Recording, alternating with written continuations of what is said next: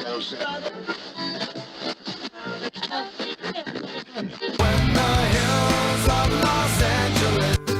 Angeles, I'm and most Hollywood nights.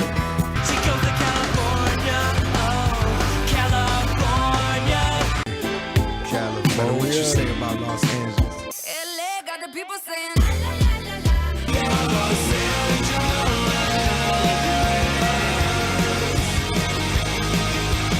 You're listening to Corner of the Galaxy on cornerofthegalaxy.com.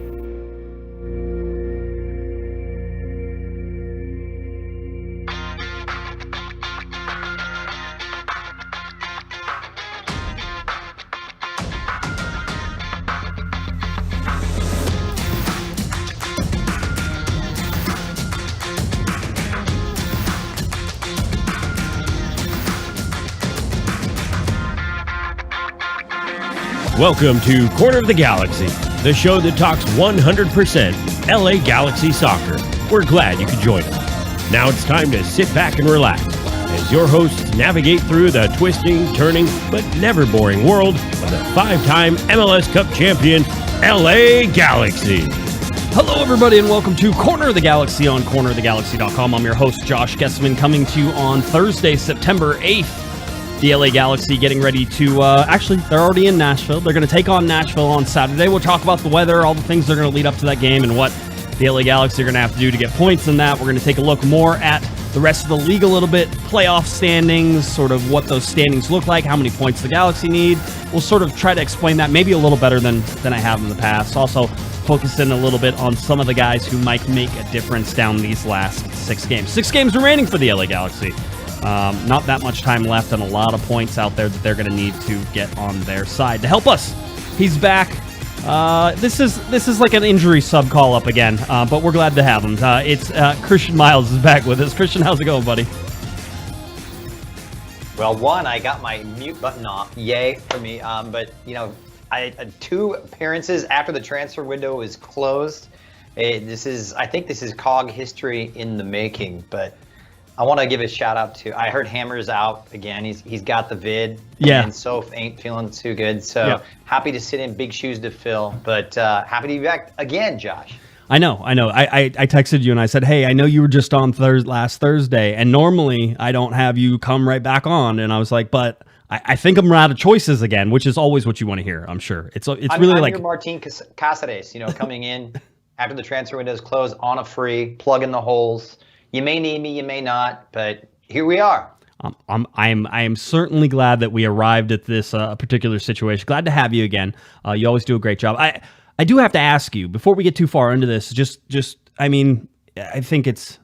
I don't know. Do you talk about it or do you not? I've seen in the Discord that they started making jokes about Chicharito's panenka, so I'm feeling like we're in the joke part of it instead of the don't talk to me. There are a bunch of people in the Discord who were like, I recorded it on video because I was expecting it to go in and it would be a goal and it would be this big moment. So there's a bunch of people, I imagine Galaxy fans across the globe sort of have that on their phone, and some people were like, I deleted it right away, and some people were like, I haven't watched it since it's still on my phone, but I haven't watched it. Like, that one hurts a little bit. I'm in the latter camp with you. Live by the panenka, die by the panenka. I didn't think we were going to get into it this early, but yeah, it's still just really, it's almost caustic. It's a bitter aftertaste in the back of my mouth, like, that cup of coffee that was made at 7 a.m. and then you're the guy that walks into the break room and you're like, you're kind of hitting that lull about 2 or 3 and you're like, I'll do it. And then you're like, it's like dead Sanka in your mouth. It's horrible. So yeah, I think about that, and we can, I'm sure we're going to get into it, but not a good moment. And I haven't watched it since. That was it. You watched some highlights, right? You went back and looked, but you didn't go to that particular part because why would you want to go to that particular? You've seen it. I don't like the panenka. I hate it. Even when it comes off, to me, I don't like it. Did you see Kai Kamara and what he said about the whole thing? So he was named to Team of the Week. And they asked him and said, hey, Kai, how does it feel that you were named to Team of the Week? And he's like, first of all, I'd just like to thank Chicharito for missing that penalty kick, because I'm sure if he would have if he would have made that, he would have been up there instead of me. So, I thought it was great. That's a good response. It was. I mean, listen, a little bit of that is like that's a great answer for Kai especially. Overall game against Sporting Kansas City, thoughts. Even though I know everybody wants to turn the page, I just want to give you a chance. I always want to give the person who didn't talk on Monday, and nobody did except for me, which apparently some people's at least one person said, and I'm sure they didn't think this was a compliment, Christian, but they said 99% of the time I'm right with Josh. I think he sees the game the way that I do, and then we see it. And then there's that 1% of the time I'm not even sure he watched the other game. 99% of the time I get it right, Christian. Did you hear that? 99% of the time I get it right. 100% of the time you're assessing it. Yeah, that's right. That's right. Right. Yeah, God, I mean, it almost feels like ancient history right now. I mean, again, the midfield shape is great. I wasn't crazy about the 4-4-2. I don't really think that the Chicha Jovic thing really is that much of a factor in changing the course of the attack. I mean, I think Ricky's inclusion and going to that 4-4-2 diamond, the midfield really is the transformative part of the new Galaxy approach. And I thought that once again that, there's things that can't happen, and not just the panenka. We talk about defensive starting positions and individual errors. I thought they kind of reared their head again, where the Galaxy are getting it right in midfield and finding solidity and finding creativity and finding the link from the midfield line to the front. That is a tremendous strides forward, but there's still some question marks at the back. I feel that there's an uncertainty of fragility, like an error is waiting to happen. And unfortunately, it's reared its head. And we've also taken a step forward in terms of starting games better and putting ourselves in better positions from the get-go. But seeing that through seems to be something of a difficulty right now. Feels that way. It feels like a lot of the steps that they've made, and just look at the games that they drew just recently, right? And one of them, Seattle game, you score first, you end up going behind, you come back and you draw. Glad to see that you came back and drew. That was good. Toronto, you go up first, you give up the lead, you come back to draw. It's all these little things. It's like when you have the lead, you have to be able to shut it down. And I think that they did a good job about 80% of the time doing that, right? And I continue to say this, and people can argue with me what they want. The 2 goals that Sporting Kansas City scored were extremely lucky. And listen, I'll put the Galaxy on that as well. The first goal they scored was not luck. That was skill. It was great, and it was perfect. I think actually the penalty kick that Kevin Cabral drew, it was almost with the game over. I thought that was an incredibly smart run and an incredibly perfect pass, and all those things sort of came together to give the Galaxy a penalty kick. But that's not like a fluke penalty kick. That was you put yourself in a dangerous position and you were rewarded whenever you got fouled, right? The other one is kind of more lucky for me. Like, it goes off somebody's hand, and that guy had no idea his hand was there. It's harsh to say that. And if you look at SKC's, first goal, the Derek Williams handball, there's zero Derek Williams can do about that. I know people are like, he really has to play with his hands.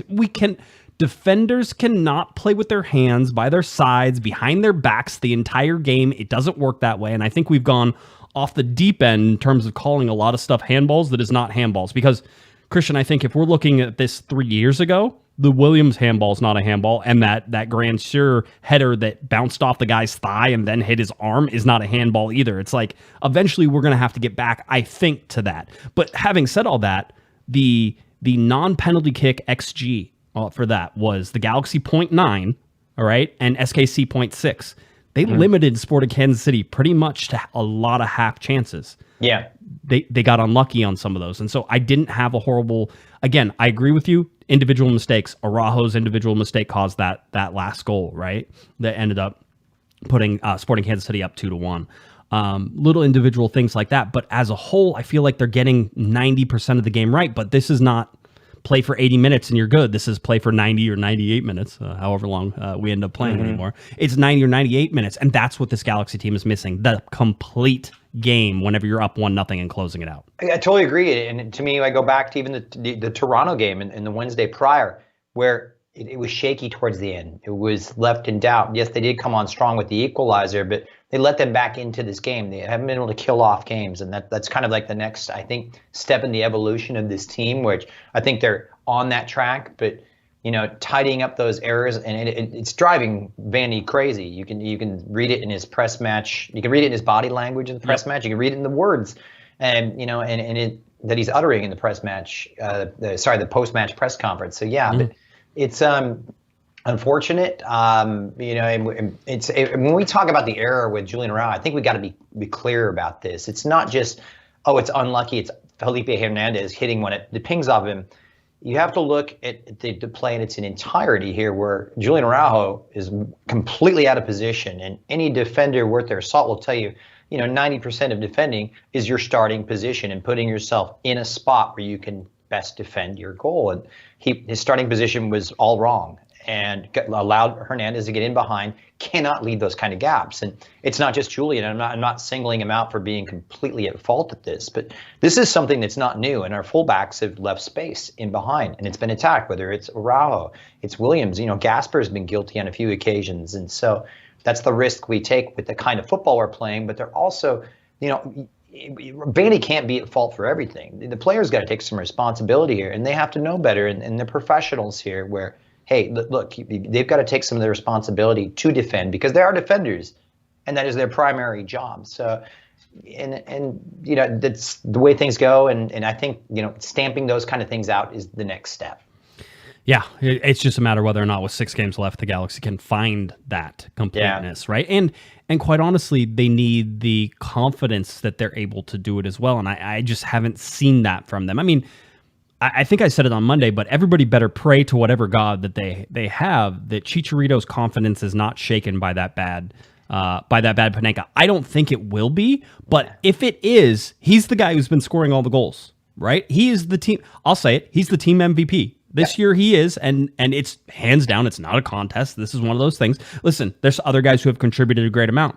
Doesn't matter. Chicha has done it again and again, where he has been able to affect the flow and the outcome of games. And if you look at the amount of goals that he's scored just in recent games, he's the reason the LA Galaxy are 5 games unbeaten right now. Yeah, I think that, 7-6 right now in the last. Yeah. But also, let's spin this and look at a silver lining, glass, half full. He has a point to prove now. He knows it was a stupid decision. There's no other way you can chalk it up. It's dumb. Yep. It is. He said it. Stupid, unnecessary risk taken, and you drop 2 points. That's on him. Now, not the entire game is not on him, but he had a chance to win the game, and he knows that. I think this is a motivational factor for him going forward. He wants to atone. He is that type of player. He has that in his mentality and his motivation as a player. This is just my intuition and just judging him throughout the years. He has so much to prove. He knows he let everybody down. He knows he let his coach down. He knows he let his players down. He also let the fans down. He will come out, and the next 6 games, I think that could be, the positive spin on it. It could be a source of motivation for him going forward. He's playing the best football he's played since he's been here. So can't fault him entirely, Now, eSuper, by the way, brings up a point that we talked about on Monday, or that I talked about on Monday, which was the LA Galaxy with 39 points have the same amount of points they had this time last year. 39 points. And with the last 6 games that were spread out much more than what they're going to be facing off these last 6 games. But with those 6 games, they went 2-1-3. They lost 1 game out of their final 6, and they missed the playoffs. All right. So remember that whenever you're sort of trying to gauge what number might be a good number. Now, I want to be very, very, very, very, very clear. 48. We have targeted this throughout the remainder of the season sort of as the number. Last year, the LA Galaxy got 48 points. And they didn't go to the playoffs. 48 does not guarantee anything. Historically, 48 has been safe enough to get you in. Not every year. And right now, with the way things are shaping up, depending on results, 48 could get you in. 52 could get you in, right? 46 could get you in. Somewhere in that range is where we're sort of targeting. So 48 is our best guess. Does that mean that if the Galaxy get the 48 points, they're automatically in the playoffs? No. And so it would depend on other things that are going on around. So I just want to make that clear. Maybe I haven't been as clear. 48 points guarantees nothing. This is just our best guess at where we think the line is going to be. And by the way, last year the line was 48 points. It was just a tiebreaker with Real Salt Lake that ended up not doing it. And by the way, the Galaxy get any more if they don't lose the game that they lost. If they get one more point anywhere along the road in the season, they would have jumped ahead of RSL. This is shaping up to be similar. And if you talk about those 3 ties where the Galaxy were all in winning positions, that's 6 points that they gave up. Imagine having 6 points where they are right now, and you would be like, the LA Galaxy are going to the playoffs. That's what you would be saying, because that's basically what it would mean in this context, right? So Galaxy currently have 39 points. They need at least 9 points to get to 48, right? With 6 games remaining, they now have 18 points still available to them. Basically, everybody, all the fans, all the coaches, all the players, they're being asked to get half the points that are left on the table right now, right? So 9 of 18 to get to 48. Would it be better if they got more than 9? Yes. All right. That's not a brain surgery joke there, but it would be better if they got more than that. If they get less than that, does that automatically mean they're out? No, but we're going to find out towards this last run whether or not they go to Houston playing for something or have it go to Houston having something already wrapped up, right? And the games that are coming up is this Nashville game. This is one of the hardest games they have on the remainder of the schedule. Absolutely. Nashville is a very, very tough opponent, especially where they're going. We're going to talk a whole bunch about that game, so we will get there. Then it's away to Vancouver, and Christian and I were talking, and Lucas Cavallini just got suspended for an additional 3 games, so 4 games total, which he's one of their better players.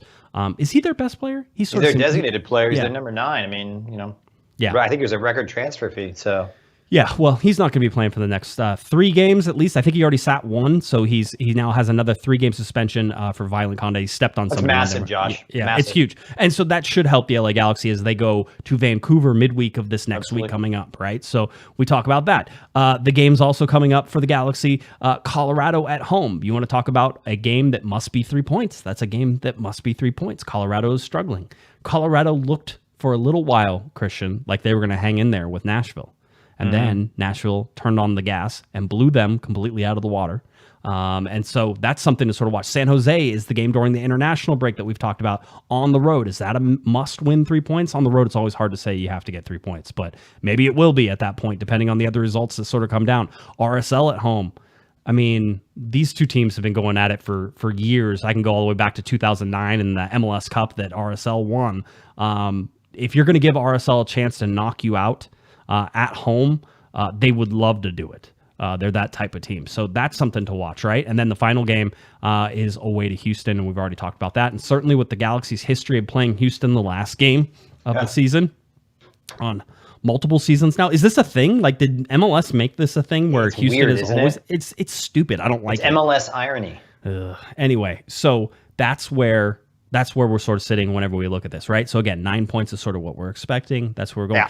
What guys, I mean, so, we're going to talk about points. Let's go standings first. We'll talk about standings and then we'll talk a little bit about guys. But if you look in the Eastern Conference, it's 60 points up top with Philadelphia. It's Philadelphia-Montreal, by the way. The win over Montreal at home is better and better every time Montreal wins.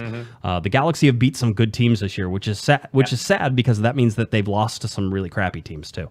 I think we've seen that, but basically top of the table in the East is Philadelphia, Montreal, New York City, Orlando, the U.S. Open Cup winners, just coming off of their 3-0 win over Sacramento Republic. Too bad for Sacramento, by the way. Played that game really well for and then the final 15 minutes, the wheels came off. Columbus is in 6th, and Cincinnati right now above the line in 7th. So Bruce Arena in New England underneath the line, Miami underneath, Toronto underneath, Atlanta underneath, Charlotte, Chicago, and DC in last place in that Eastern Conference. DC's a mess.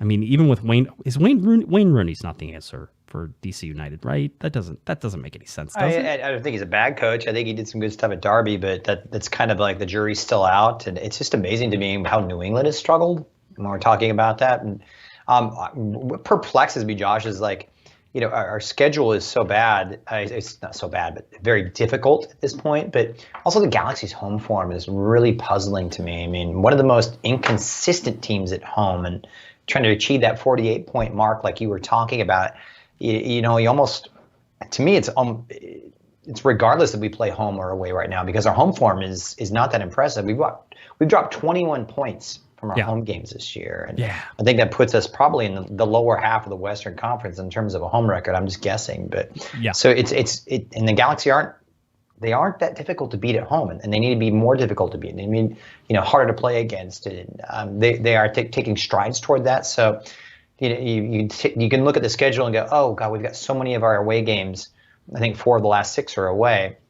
I don't see that as daunting, because I think the Galaxy are basically balanced in terms of the way they perform at home and the way they are away. It's almost better away from home if you look at it. But obviously they want to be at home, but in terms of their performances, they really can't find much difference between the way they performed in Carson or the way they performed at, at various MLS venues. So but consistency is the key, I think, at this point.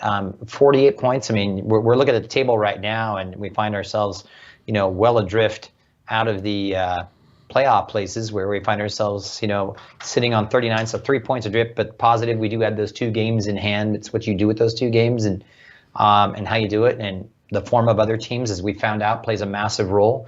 Sporting Kansas City, a team that was very much in form coming in and gave the Galaxy all they could handle, even though it was probably one more by the Galaxy's folly than the excellence, I think, of Sporting Kansas City. But it's those games are it ain't easy, and the odds are stacked against them. But the biggest number, those 2 games in hand, you've got to take points in those games. If you get 6 points from those games in hand, you jump 6 points against anybody else, right? That's sort of the idea here. Portland is the team that only has 4 games remaining. Galaxy have 6 games remaining. Portland's only 3 games ahead. If the Galaxy win, basically, if Portland won out and the Galaxy won out, the Galaxy could jump them by 3 points, right? That's where you're looking at right now. Portland's one of those. Seattle at 36 is right there as well. Yeah, and that scares me. Seattle has a pretty soft schedule coming through. They actually have I think they'll have a good chance of making the playoffs if they can sort of settle, but we have seen them be totally inconsistent on that. I mean, the Galaxy will play Colorado. They'll play San Jose. They'll play Houston. These are all teams that are well below the line, right? But at the same time, and by the way, I agree with you. I think that the Galaxy play somewhat better on the road, maybe because they're not burdened with this idea that possession must be theirs at all time, that they can sort of let the ball run around another team and then counter and do stuff like that. And I think the Galaxy can be really good on the counter. Less pressure. Yeah, less pressure, right? And it's like, well, we're not, you're on the road, you're up against it, right? I always liked whenever I was playing soccer and you would go down a man, right? Because I always thought the easiest thing in the world was to play down a man, because now it's just max effort. It's just max effort the whole time. You're playing with house money. Yeah, exactly. It's like nobody expects you to win. So if you give max effort, you can outwork the guys who have 11 right now, and you can turn the table on them, and they'll be really upset about it, and there'll be more pressure on them. There's all this, like you said, no pressure. But that's also one of the negative things about this, is that if you look at, and I think, Christian, you even talked about it maybe a little bit. I know Victor Vasquez talked about it after the game. The teams that are down here on the bottom, they have nothing to lose and everything to play for. And so that's the negative part of playing some of these teams down here on the bottom, is that their season is over. San Jose's season is over. Yep. Right? They wouldn't happily knock the LA Galaxy out of the playoffs. Oh, they would love it. It would be their favorite thing in the world. So they're going to be up for that midweek game. It's going to be, they're pumped about it, right? And so that's something to watch, whenever it goes. So again, I sort of with you. I think that none of these teams that are on this schedule coming down should scare anybody. I think the Galaxy are capable of beating anybody in Major League Soccer. I think they've shown it multiple times. They've been able to take down big teams, small teams, that type of thing. I just think that a lot of times the teams that don't want the possession and cede possession to the Galaxy do well whenever they wait for the Galaxy to make mistakes. And that's sort of what we were talking about at the beginning. It's their individual mistakes and capitalizing on the Galaxy's mistakes that have caused the Galaxy to lose games this year. Yeah, and we've talked about the fullbacks at times, so I'm getting serious. This is my serious, analysis. But it's also too. I mean, I love the Koulibaly Williams relationship. I think it's grown, but I think there's an excellent article, by the way. We got to give a shout out to Scott French. He wrote a really excellent summation of the Galaxy on SoccerAmerica.com. If you're out there on the internet, go check it out. It's a great article. I think it kind of hits things a lot of spot on. And one thing that Scott really said, I thought that kind of helped him, was that this partnership, so much of your success, your bedrock of your success is at the back, right? Mm-hmm. And at the core of that is your partnership. If Koulibaly and Williams are your preferred partnership at the back, that partnership is made leaps and bounds improvement, but there are still moments of uncertainty. There's whether it's a lapse of indiscipline by Williams, who has that little rush of blood to the head, or Koulibaly getting caught out of position. There is that, and so it's. I think that's the last thing I think that's kind of got to be the focus of these last 6 games here, because we know we're going to get goals. I mean, we scored 14 in our last 5. And then Ricky arrives, and that's basically alleviated all of our. Everybody calling out for the CDM and the creative presence in midfield. That's a bygone topic right now. So that priority 1 now is solidifying it. You've got to do that, because you cannot go, even though it's a one-off and it's a form league in terms of winning the championship, you cannot proceed to the playoffs with a questionable backline, you have got to have a rock solid backline, like a Nashville's backline. Yeah. It's looking very fine with Romney and one ex-Galaxy man, Dave Romney, and Zimmerman at the core, where I think that's the missing ingredient right now, is just that stability, and hopefully it'll come together. Fingers crossed. There's a lot of games coming up this weekend, by the way. I should point out. Let me get to just on Friday. There's only one game on Friday. It's Montreal and Columbus. Not really anything to do with the Western Conference or the LA Galaxy, right? But whenever you get to Saturday, it is a free-for-all. Every team playing, all the games are going. The LA Galaxy is scheduled for one of the earlier games, 12:30 p.m. here on the West Coast. And the only game that's going to go a little earlier than that is at 10 a.m. New York City. So what is that, like a 12, or is it 1? I guess it's a 1 o'clock. Yeah, so it's a 1 o'clock East Coast time. Jeez, that's early.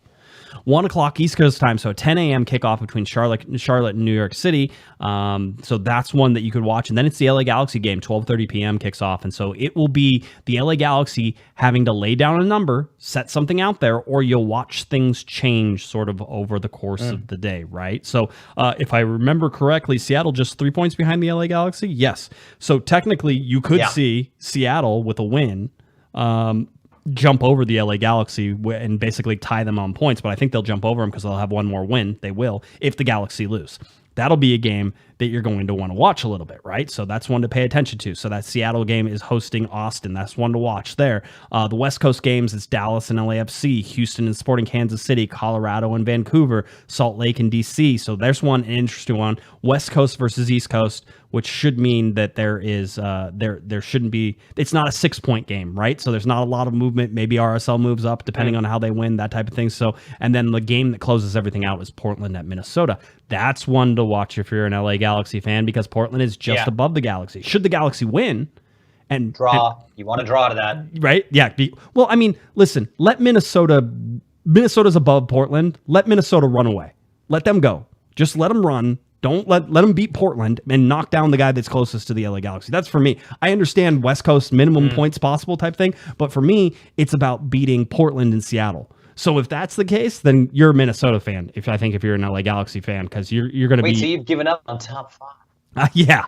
I will give up on top 5 to get into the playoffs. Yes, I think you should. Now listen, if the Galaxy win out their last 6 games, they will probably be a top 5 team, right? It's like one of those. You're like, oh, okay, you can actually do it. That's unlikely to happen. So I think you're looking and sort of rooting for different things as it would go. So the turning point in the season in regards to that, Josh, sorry to cut you off there. No. I think that the turning point is this weekend. Yeah. Because that team in the 4th spot is Nashville right now, and playing probably the best football of the franchise's history right now in their brief history. So they are 4 consecutive wins. They're scoring goals for fun. Got a great back line. I mean, look, we were talking about, I was talking to you about this in April, and everyone was like, oh, it's a terrible start. And they had the construction of their stadium, and they had like 11 games on the road, and they were looking very less than average, rather ordinary. Now they are extraordinary, and they're fulfilling their potential, and they're the Nashville that everybody was scared of in the Eastern Conference. Now they've made it over, which makes that playoff picture much more crowded out here, because you bring in a quality team like Nashville. I really highly rate this team. I even think with them standing on 45 points in the 4th position, I think that's almost a false liar, right? Because a lot of that record is indicated, as we were talking about, with the 11-game road trip. Yeah, that they had which they perform admirably. Yeah, they did. So this team for me is, you look at the current form and you look at the way that they are rounding into form, the goals that they're scoring, the defensive stability that they've got. They've got like 3 out of 4 clean sheets while they're banging in the goals as well. Mukhtar's on fire. This is a team right there. I put them up there with the Austins and the LAFCs personally for me. So if you can get points out of this and you just take points off of them, then yeah, I think you've done yourself a world of good, but you've also crippled the chances of them. But you still have that faintest of glimmers that, hey, maybe there is a top 5, top 4. I don't know. Maybe my cup runneth over. My glass is too half full. I don't know. Yeah, maybe that's it. By the way, $5 super chat from Tim. Tim asks, Christian, what beer are you drinking? Hope it's an IPA. What do you got? It is an IPA. There you go. It is Firestone Union Jack. My beer of choice. And I've got my Dr. Pepper, so we're Yes. basically the same. I can't talk soccer without a beer. It's who I understand. am. I understand. Aaron, by the way, gave us a $10 super chat. He says, I give Christian a hard time on name pronunciations. In that spirit, why does he put the emphasis on the last syllable of Koulibaly instead of Koulibaly, which is how I would say it? So that was his. And then he says, and for fun, can we have him pronounce all the players' names? Absolutely not. So this is another trap from Aaron Levinson, isn't it? It is. It is a trap. I'm not falling for it, Levinson. Okay. So you call it's Koulibaly, right? Is that how you were told to say it? Are you going off the pronunciation, or is that just? Honestly, I have no idea. I was gonna say, Just dude, going. the worst thing you It's can do. Koulibaly. I mean, technically, I think the French pronunciation would be Koulibaly. Right. Okay.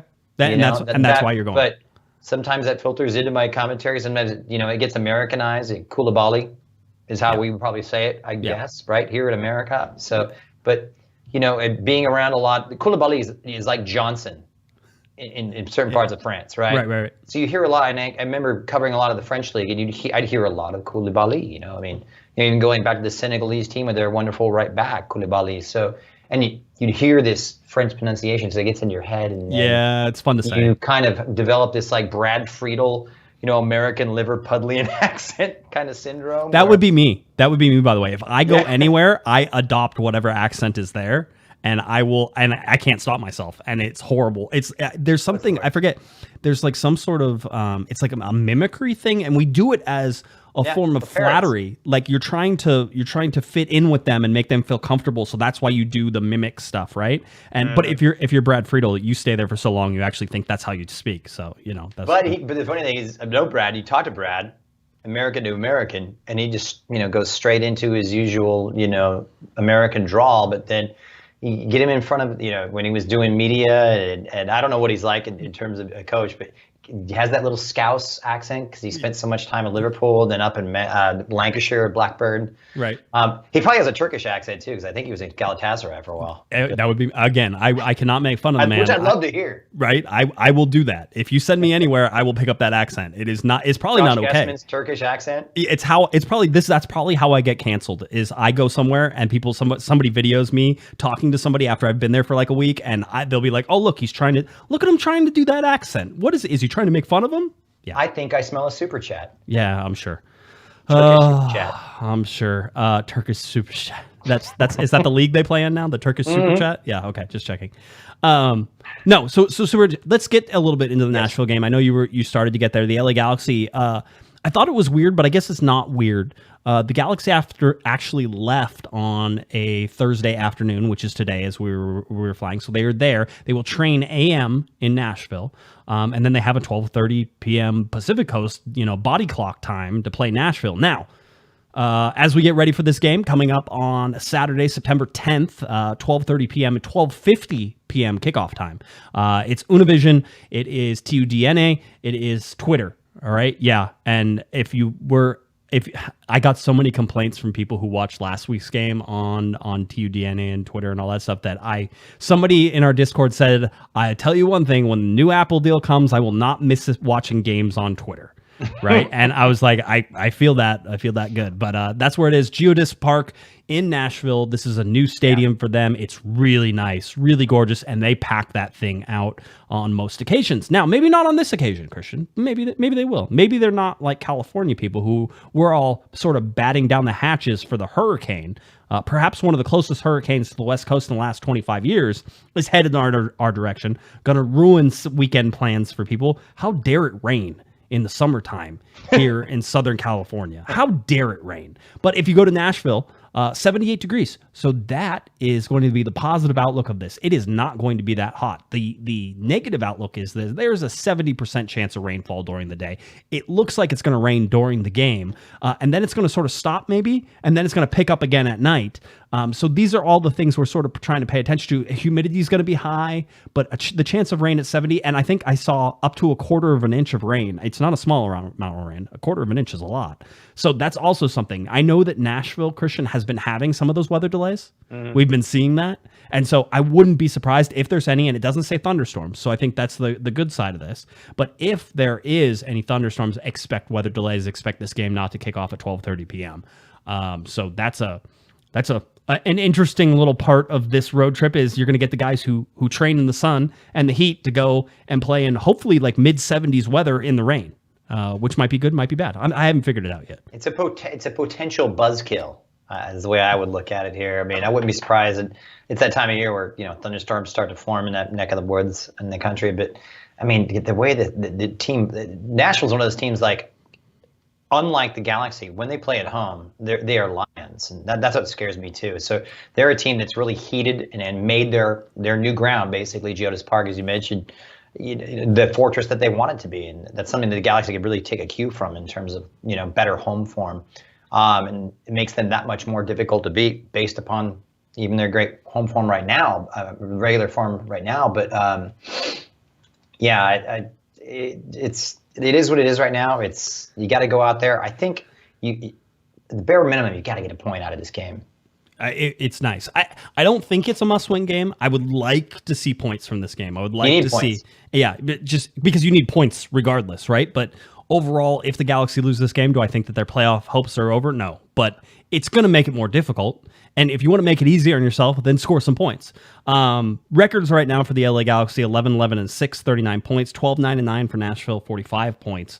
The away record for the Galaxy, 4-6-3. So I thought this was actually pretty good. In 7 of their 13 games, so more than half, the Galaxy have gotten a point or better, which isn't horrible whenever you think of a road form. Galaxy travel well. They seem to. 6-4-5 right now at home for Nashville. Yes, they are on a 4-game unbeaten streak. 3 of those games came at home. 1 of those games was away. But when you look at it, Nashville has been a little uneven at home to at least start. Now, as Greg Vanney rightfully said on Wednesday afternoon, or Wednesday after training, it was probably still in the morning. Wednesday was that he said, they've figured out sort of how to play at home. They've sort of, it seems like they had a couple bumps, and he's like playing in a new stadium, new crowd, trying to like sort of get used to that and the pressure that comes with that. Now that you have this nice new place and you were on your 11-game road trip and you did what you were supposed to do, and now you're just supposed to come home and win games, right? That was tough for them to sort of figure out. So I would say not indicative overall of where they're at, but 6-4-5 for 23 points at home for Nashville right now. 4th in the Western Conference versus 8th in the Western Conference, 8th in the Supporters Shield for Nashville, 14th for the LA Galaxy. We talked about it. The Galaxy are undefeated in their last 5 games, which is a season high for them. And then season high and club record 4-game winning streak for Nashville. They had 2 in their previous 2 seasons. They had 3-game winning streaks, but this is their first 4-game winning streak in club history. So thought that was interesting. The real thing, and I think you alluded to it, Christian, has been their recent form in these last 4 games. They have outscored opponents 14-1 in the last 4 games. They only allowed 1 goal in their last 4 games, which was to Colorado.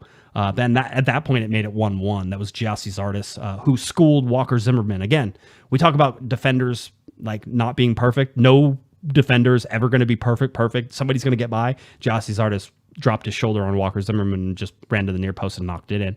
That's not something you expect to happen all the time, but it happens, those types of things. So you see that. But with 14 goals to 1 in the last 4 games, these guys are flying high. And with an MVP candidate in Hani Mukhtar, it is absolutely on. He has 11 goals in his last 6 games. Hani Mukhtar does. Yeah. 21 goals so far this season, 11 assists. I would imagine, and I didn't get a chance to check it, I would imagine he's the goals plus assist leader right now. 21 on the I think he's about 6 or 7. I think he's probably banged in. I mean, in that 4, they've won their last 4, not just unbeaten, but 4. Yep. In that run, I think he's got 7 right now. So he's hitting form right when the team is hitting form too, and it tells you how important he is to them. I think he's got a good relationship, kind of playing underneath Sapong a little bit. They can play a variety of shapes. 4-2-3-1. They can also sit in a diamond if they need to. The Mukhtar coming from that deeper role, he can play out the shoulder of Sapong, who's that big, strong, physical center forward that can hold up play and bring others into it. And they've got Movie on the right, and the new kid Schaffelberg. Schaffelberg has been a creator, a distributor, a finisher for them. And I don't mean to step on you, but one of the things that I really saw from this and watching back a couple games just to sort of get a feel for Nashville, I haven't watched them a whole bunch. I've been hearing things, but I haven't watched them, is how quickly they counter, how quickly they get out on the run, how quickly they take advantage of mistakes that people make. the Galaxy want to beat Nashville, they're going to have a clean game, because if you make a mistake, there's a very good chance that Nashville is going to find a way to at least get a shot on goal, whether it's through Schaffelberg or whether it's through Henny Mukhtar, those types of things. And then to have Mukhtar running so hot right now, as you alluded to, the dude's making half chances, Christian. You're like, oh, that's only a half chance, and he's scoring it. And you're like, don't let him shoot. You can't let him shoot right now. Everything is going in. And when he has that much confidence, it's going to be extremely difficult to shut him down. Well, this is a big game for Gaston Brugman and on the other side of the ball, where he's been so brilliant and a great stabilizer, I think. Yeah. In front of that back four, I think he's been absolutely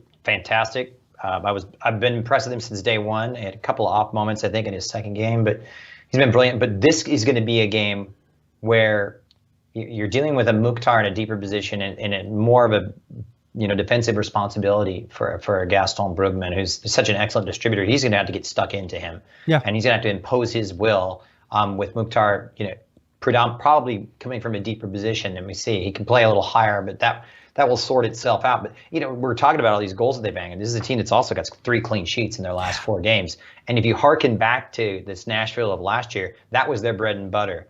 If you hearken back to Gary Smith, who won the 2010 MLS Cup with the Colorado Rapids, that was their bread and butter. You give yourself a chance and you've got a good bedrock. And it's no mystery to it. Everybody knows the way they're going to play. They're not going to come out and try and Pep Guardiola and pass you off the park to death. They're going to come out, grind, organized. Yeah, they're going to get beat every now and then by the individual brilliance, whether it be a Giassi Zardes or whomever. But they're going to be organized. They're going to be tough to break down. I think that this is where you have talked with Kevin a lot. The Galaxy struggle with low blocks. Everybody struggles with low blocks. Yes, of course. It's the toughest thing you do. When someone packs the box, where do you find those spaces? How do you pull them apart? This could very well be the ultimate test of that. And with them so solidified at the back, how are the Galaxy going to find their way through? And do the Galaxy become a counterattacking team, which I think, in my estimation, I think that's one of their strong suits. Yes. For me, and I think that's probably sometimes where they're actually the most dangerous, especially in the pre-Ricky Puig era. Things have changed a little bit, and there's more confidence in possession right now. So I'm fascinated. I'm really interested to see how Greg is going to approach this from a formation standpoint, but also from a tactical, but a mentality standpoint. Are they going to come out and attack? Do they sit back? I mean, Vanny teams don't want to sit back by nature. They want to possess. But how does he approach this based upon the changes that have come in, and then recognizing the fact that this is a Nashville team that's in forms, banging goals, difficult to break down. It's a huge test, and it's going to be fun to watch. I wrote down a whole bunch of things just watching them. One of them was that Dax McCarty can still deal. Passes. He can. He sits there in the center of the field. He gets a ball on a quick turnover, and he looks and he fires, and they're off to the races. I mean, and usually it's 1 or 2 passes, and the ball ends up in the back of the net. I thought that was really interesting. Watching Zimmerman on set pieces, if you're the LA Galaxy, you have to limit set pieces. Nashville will absolutely take advantage of them. We know that. We've seen it. Zimmerman scores all the time. He's a big body. He's tough. And if it's not him, it's Dave Romney who's in there. Listen, Romney doesn't score a bunch of goals, but they have big bodies in there. And everybody is trying to guard Zimmerman and keep him from scoring, and he still does it. So understand that has to be part of the game plan, where you're sitting there going, don't give him a corner kick. Don't give him a free kick. You have to limit those chances, because if you give them enough, they're going to score.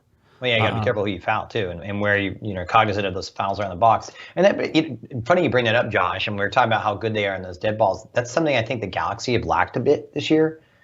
I think we've taken in the top 3 in terms of corner kicks this year. I don't think we've scored off a corner this year. Maybe one. My recollection. Yeah, maybe one. I think that's about it. But yeah, it will. Maybe. Well, the problem. You tell me. But it's something that. In terms of set piece proficiency, you've got players back there that Koulibaly could assert as well. Even when Depew's playing, you're talking about a 6'5" center forward. Former center forward in college, now center back, and then you throw in Derek Williams into the mix. I think you expect them to be better than that, right? Yeah. I think that's an element that is yet to been realized. I think that could suit them well, and I think that we talked about short corners earlier in the season. Gotten away from that a little bit. For me, that's a positive. I'm not a big fan of the short corners. I know it changes angles, and coaches have their reasons, but for me, get that ball in the box, wreak as much havoc as you can. Right. Second balls give you as much chance to score. as possible. So it's just an interesting little side note that I thought was kind of interesting about this Nashville team that's taken that, and and then it's no mystery that is one of the forces that they have in attack. You're dangerous on dead balls as opposed to also in the run of play. Yeah, you can see it. By the way, Pottermus has, I think, one of my favorite joke is so far on this show. Says, "Hey Christian, if the USA go metric, will you be called Christian Kilometer?" That's a good old fashioned. Yeah, I never heard that. I never heard that joke in geometry class or anything. Did I? I was gonna say that was the one of the things. But here was the other thing from Pottermus, and Pottermus said side to side possession doesn't win games. I agree up to a certain point, though, right? Because the idea behind side to side possession is to unbalance, right? It's not just to pass the ball side to side. That's not what you're trying to do. Right? You're trying to unbalance the defense, make them shift into different positions. You're trying to move them around and get to an overload in a certain situation or an opening that happens in the middle of the field. So when you see the Galaxy passing side to side, there's a reason behind that. Now, if it doesn't work, and if a team is very good, or if you're not moving the ball quickly enough, and I always thought that Bruce used to scream this at training, which was to skip somebody, right? He would don't pass it to, it was Omar. It was usually that. He was like, Omar, don't pass it to AJ, skip it, put it out wide to, Sean Franklin, or put it out to Todd Dunn. Skip somebody in order to make it move faster, because that causes a bigger shift. That causes more people to move, more people to pull out into positions, and then the next ball, if you can play that quickly, is where it's supposed to be. That's the idea behind side-to-side passing with possession and holding it. It can get really bad if you're not doing it, though, if it's not fast enough.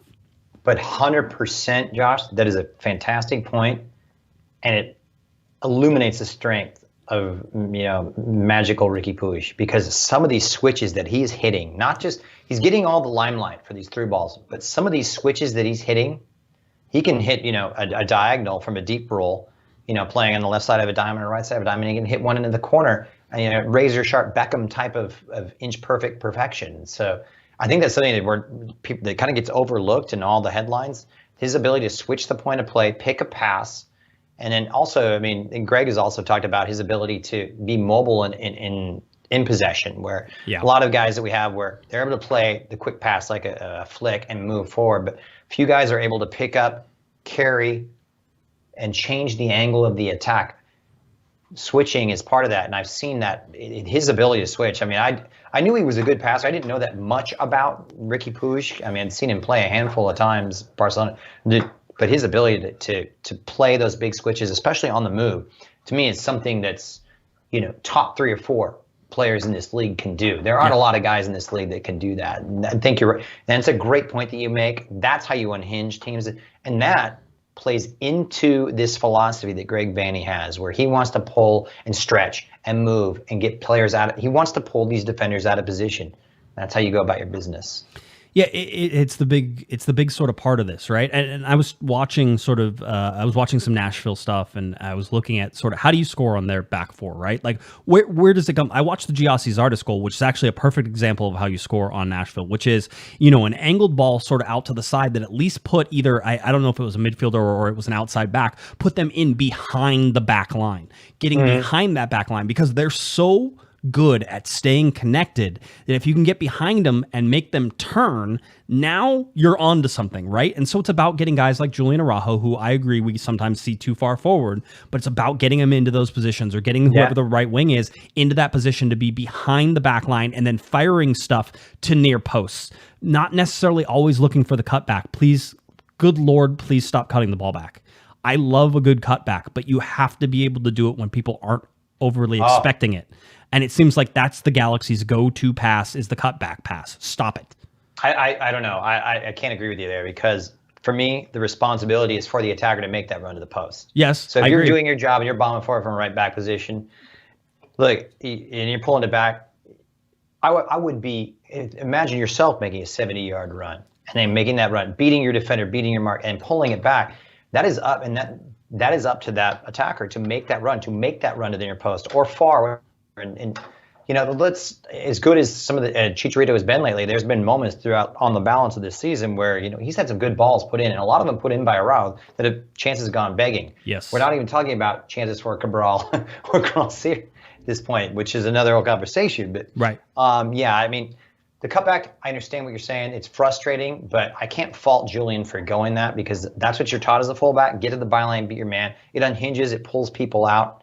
The question is the anticipation and the reading of that and making that run. I think that's what's lacking right now. Well, he had a great ball. I don't think it was last game. I think it was the game before against Toronto, right? Where he went up that line and he fired it across the goal line and nobody was there. That's the ball that beats Nashville, right? Because if you're trying to cut it back, they do a good enough job of standing in the box, and they usually have a midfielder who will cover that cut back position. So they're disciplined with that. They're super disciplined. So how do you make them undisciplined is to get them to scramble. By the way, I don't know that I've seen a team scramble on defense as well as Nashville does either. That's a good point. Right? I mean, like, the emergency defending, which is, oh, God, here it goes. Everybody's everywhere. What's going to happen? And somehow those guys always come up with the ball, and the ball's always getting cleared back out. And it's just like there's a mentality to them that ball is not over the line until it's over the line, and we're going to stop it from going over the line. And, they got a great player in Dave Romney to be able to do that. That's sort of how he played. I always laugh. People understand he's part of one of the best defenses in Major League Soccer. Yes, Walker Zimmerman is a major reason why they're so good, but also Gary Smith and what he's sort of taught them, and then he got the right people and pieces in there to do what he wants to do. Incredibly difficult team to score against. This is one of those games, if you remember, Christian, the Galaxy beat Nashville 1-0. Yeah. How did they score that goal I believe it was a little bit of a broken play on a turn when Chicha hit it and it bounced back behind the back line, and he hit like a left-footed sharp angle cross, and it went in, and it was sort of unexpected, and it was towards the end of the game, right? And they sat back the whole game, as I remember, and just absorbed. So, don't be surprised to see them do the same. Yeah. Yeah. It's super interesting. The chess game that's going to happen for this is probably one of the most interesting ones that I see. I really like this matchup for the Galaxy. I think that if they're going up against good teams, whenever it's a good team like this, I think that they rise to the occasion usually. Yeah. So, play through the rain, play through all that fun stuff, and the Galaxy, I think, have a chance. I'm going to say something. I'm going to say the Galaxy have a chance to steal 3 points, and I think that ruffles people's feathers somewhat. They're like, oh, well, you don't expect the Galaxy to win? I don't expect them to win. So no. That would be, I think that's a little... naive. It's super naive. On the road to Nashville, who's a very good team for them to win. Now, do I think the Galaxy... Is there a form they're on right now? Yeah, and do I think the Galaxy can absolutely get a draw out of the game? Absolutely. I think they can draw the game. I think they can keep the unbeaten streak going. It'll be at 6 games, which will be one of the higher ones in recent history, right? So you do all those things. I think it's really up to them about whether or not they think this is a playoff game for them, and how they come into the mentality and how committed Nashville is to this particular game as well. And the Galaxy have a game against Vancouver. Yeah, go ahead. No, I'm sorry. I mean, I'm just thinking, too, is this a Chase Gasper game or is this a Raheem Edwards game? It's a Gasper game for me. I agree. 100%. I think Gasper is, obviously we talked about his defensive attributes. Look, he's not gifted with the athletic abilities that Raheem Edwards has, and he's certainly not going to give you the long bursting runs forward. It's good delivery. He's got it on him. I will give him that. But I think in terms of a defensive standpoint, that you get more out of the Gasper and you keep your shape a little better at the back, which a team and the Galaxy defend better on a counterattack with a Chase Gasper. I mean, that's abundantly clear. They do. That's something that could come into play tonight or this weekend. Yeah, that's just it is. But then, like, if you're looking at the counter, Chase isn't as good at running the counter. Like he sets the Galaxy better up to run the counter. But him running the counter itself is not the best. Like, you'd want Raheem Edwards running the counter. Somebody in the chat room also said, by the way, that a 5-man back line might make some sense in terms of and how you want to do that. I actually think the Galaxy don't need that in this particular game. I think there's going to be enough counterattacking that comes from Nashville that you should be able to recover through the midfield, and have those guys be able to suck up that space. If you play that, then you're talking a Koulibaly, Depew, Williams central partnership with Araujo and a Gasper / Edwards wide, on the left-hand side, which is not beyond the realm of possibility. And I wouldn't put it past Greg Vanney to do that, just to kind of keep the opposition guessing. It's an interesting prospect. I don't think it's going to happen, but it's something to think about here. And we've seen him go with that, recently in the past. Right. And it's, and I think that's kind of a testament now that they've got the players that they can have that kind of tactical flexibility, which is a great thing because they're going to need that down the stretch, because there's more than one way to beat. There's more than one way to beat an opponent, and there's more than one way to play this game and get results. And That's going to be tested down the stretch. I think it's going to be a 4-man back line, and I don't think you're going to see much difference. The only question mark for me is, Gasper got a rest the last game. I thought he put in pretty good, shifts in the previous 2. He ran out of gas a little bit, I think, against Toronto. But when you're talking about a team that has some of those wide players, like movie we're talking about in Shadowberg? Shadowberg, who's so you don't want to leave those kind of holes at the back, and you don't want them to run havoc and reap havoc with you. And then the next thing you find yourself in the hole. And we know what the Galaxy are, trying to come back from a goal down on the road away from home, where it hasn't exactly been exemplary. Yeah, Galaxy in the last 5 games, by the way, have scored first in all 5 games. They're unbeaten in the last 5 games. That means something. Getting an early goal for the LA Galaxy would be huge. By the way, Mike Gray graciously corrected me. It was Joveljic who scored against Nashville in that Nashville game. So it was late on, wasn't it? Yeah, it was. That was a slugfest, though, as I remember. It wasn't. It was a brutal game because it was low block from Nashville from minute 1, and the Galaxy just trying to break it down with possession and do something, and it didn't work. And it didn't work for most of the game. They kind of got a little bit lucky on a bounce. I think a ball bounced back behind the line for Joveljic to jump. But that was sort of on pre-Brugman. Yeah, it was pre-Ricky. Come on. Ricky saves this all, right? Nashville was not in the best of form, and they couldn't get out of LA quick enough in that game, as I remember. I mean, you could just see it in the way they were approaching it. And now, I mean, both teams are 360s. They're completely different than what we saw the last time. Let's give everybody a little warning here. Yellow card watch for the LA Galaxy. 4 players. 4 players on yellow card watch. Sega Koulibaly, Chase Gasper, Julian Araujo, and Raheem Edwards. It doesn't matter which outside back you start. They're on yellow card watch. Sega's on yellow card watch. So, one of those guys, at least one of those guys, Christian, not going to be playing against Vancouver. That's my prediction, because the Nashville game is too important. And by the way, probably okay. This is the game where you don't worry about that. And you say, it is what it is. We'll deal with Vancouver whenever we get there, and whoever we lost, we lost. But this is probably going to stay this way for the rest of the season as well. There's not enough games for them to start start getting good behavior incentives and all those types of things that sort of come back. So from what we're seeing here, I would expect that you're going to miss these guys at one point down the road in these last 6 games. So something to look at. By the way, shout out to Gary, who gave us a $10 super chat. Gary, if you have a question, I will try to answer it down here, but you didn't put one with the chat, so we certainly appreciate you with that. So that was one thing. The other thing, shocking, Christian, shocking news out of the LA Galaxy. They're wearing the community kit. The community kit is being worn, and I saw people going, oh my gosh, they're actually wearing the green and black, the tech green and black community kit. It is happening, and they wanted to give a whole bunch of credit to the LA Galaxy finally for putting that on, and then I informed them that it's probably because Nashville's wearing yellow. Because Nashville's the home team, gets to pick the uniform, and so they're that. So the Galaxy aren't going to pick white because it would be a light color versus a light color, and MLS tries to avoid that. So the community kit, that's where it was. That's where they were going to. I love it. I love the community kit so much. Community kit, it's happening. So that's great. Anyway, so it Wait, is. Josh, you don't have a graph or a stat on our record while wearing the community kit in Tennessee? In Tennessee, it's 0-0-0 because this is the first time they're playing in Tennessee that's ever. True. So that's what I did. I forgot to put that up on the board. That would be a great graph, by the way. Yeah, I was gonna say 0. Hey, MLS has it. Thank you. Yeah. I mean, this is it. This is it for the LA Galaxy. This all-time match is the LA Galaxy have won once, and that's it. That's the entire all-time. Which is funny because a lot of times I'm like, there's been 150 points scored between these two. It's like, no, 1 goal has been scored between these two ever in their 2 meetings. This is the first time the Galaxy play in Nashville against Nashville SC. That's it. So Geodis Park is where they'll go, and that. I just got this bad feeling. Corner kick, and just big Dave Romney chomping at the bit and just leaping like a salmon above everybody and powering one in. It would be. Gotta get that out of my head. Right? That's what you want. I mean, listen. We know that there's always a chance that former LA Galaxy players come and score against, the LA Galaxy. So just remember that's a possibility.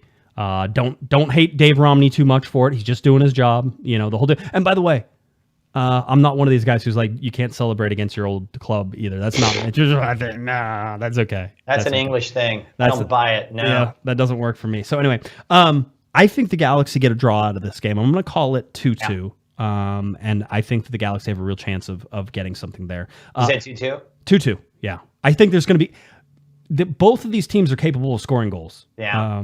And I think we've seen that, especially with Hani Mukhtar. And listen, Mukhtar, Golden Boot, MVP, very likely for both of those right now. And so, absolutely wonderful player. And you can try to stop him as much as you want. I still think he's going to get at least one in this game. And maybe it's Schaffelberg, who seems to be always in position somewhere, always seems to be distributing or around where always ready to get the rebound. So Schaffelberg probably gets the other one. And then for the Galaxy, Chicharito is going to get at least one, and maybe he scores both of them. So that's where I'm going with. That's where I'll leave it. I'm actually you stole my thunder, because that's exactly what I was thinking. Score, draw, but I think there's goals in this game, based upon the form that both teams are. I mean, both have scored 14 in their last 4 or 5 games. I think it's 4 for Nashville and 5, I believe, or 4. Maybe it's 4 or 5. I don't know. Whatever. Galaxy need a clean sheet, Josh. They haven't had one in 7 games. Going back to the Atlanta victory, they need a clean sheet. Do you think Nashville's the place for that? I agree. They needed a clean sheet. I think Vancouver's the place for that. No. They need one. They're not going to happen. I would like to point out the sacrifice. Being real, I don't want to be. I'm an optimist to a certain extent, but come on. No, I get it. This is, I'm going to be, normally we would talk for an hour and 20 minutes in here. I'm going to tell everybody we're wrapping up the show now. And one of the reasons is that the air conditioning is not on in this room, and it hasn't been on for the last hour. And it's about 90 degrees in here right now. I'm worried the computer's going to shut down or I'm going to pass out. One of the two. You're looking is a little going to happen. apple-cheeked, buddy. I've been, it's You're been sweating a little Dr. warm. Pepper. Yeah, I am. That's probably true, actually, which is probably not a good thing. That's probably something my doctor would warn me against. So anyway, that's sort of what we said. I want to get to this. That was a dad joke, by the way. That was. It was very good. 12:30 p.m. is your kickoff time. 12:50 p.m. Is your kickoff time. So 12:30 TV time, 12:50 is your kickoff time. So a 20-minute lead-in. Univision, TUDN, Twitter. Twitter is where you can find the English language. Reminder for everybody, at least tentatively, I'm not covering this game. That means if you go to the Corner of the Galaxy Galaxy Podcast on Twitter, it will not be there. It's my wife's birthday weekend. But depending on what happens with the weather and everything else, I might be home to actually cover it. So there were some plans, and whether or not those plans happen or don't happen is the thing. So I would say don't count on me being there. There's a good chance I won't be there. But if for some reason I do show up, it's not because I lied to you. It's just because the weather ruined my wife's day, and I will forever hear about it. Happy birthday to Mrs. G. Mrs. G. She's very, very, very excited to be turning a year older. Let me tell you, I got to hear all about that. So I get it. Which is much younger than you. Much younger. I married up or down, depending. If you're talking about age, I married down. If you're talking about that's the key. Overall intelligence, smarts, better person, better looks, all that, I married up. So you're basically punching above your weight, which is a good thing. Yeah. I'm from the same school. Yeah, it's exactly what it is. So anyway, that's what we have, and that's our show. We will come back on Monday, and we'll be able to recap this, and then we'll get you ready for Vancouver, because Vancouver's coming up midweek next week for all that stuff. So, Christian, is there anything else that you want to get to? I'm available next Thursday if you need me. I love it. Tell people where they can find you. Let's go. CMilesports.com, Pac-12 Network, covering men's soccer, and of course you can always and women's soccer, by the way, #1 team in the country. And LAGalaxy.com. Catch us on the YouTube feed for all Galaxy radio games, just in case you can't get Joe or Kobe on the stream or on Spectrum. Very good. Christian, always appreciate you filling in. Thank you so much. If you're looking for me on Twitter, it's at JGuesman, JGUESMN, and of course at Galaxy Podcast. CorneroftheGalaxy.com is where you can find all of our shows, all the videos, all that fun stuff is there. Go to our YouTube page, subscribe, put the little notification on, thumbs up, all that fun stuff. Spotify, Apple Podcasts, all that fun stuff as well. Please like, rate, subscribe, all of that. All right, for Mr. Christian Miles, I'm Josh Guesman. You've been listening, you've been watching to Corner of the Galaxy on CorneroftheGalaxy.com. Have a great one, everybody. You've been listening to the Corner of the Galaxy podcast on CorneroftheGalaxy.com. You can follow the show on Twitter and Instagram at Galaxy Podcast, and be sure to check out and subscribe to iTunes, Stitcher, and Facebook by searching for Corner of the Galaxy. Fans, we thank you for listening, and we ask that you be kind and courteous to your neighbors as you leave the podcast. We thank you for joining us and look forward to seeing you again. Until then, I'm Michael Araujo, and on behalf of the entire Corner of the Galaxy crew, goodbye, everybody.